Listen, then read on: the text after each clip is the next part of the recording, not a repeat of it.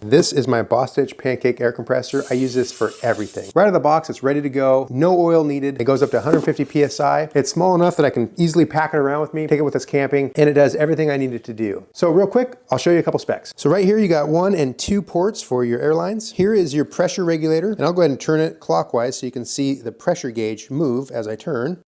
This is the quick pressure relief valve. Back under here is where you can completely release all the air out of your tank when you're through with it. This is the power cord, and I'd say it's about 6 feet long. On the side, you can wrap it around this to store it nicely.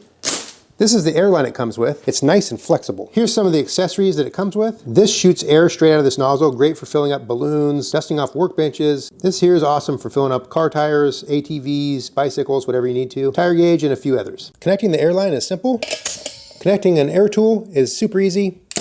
I spent way too much time looking through reviews and all that kind of stuff trying to find the perfect air compressor. I ended up settling on this one, and I'm sure glad I did.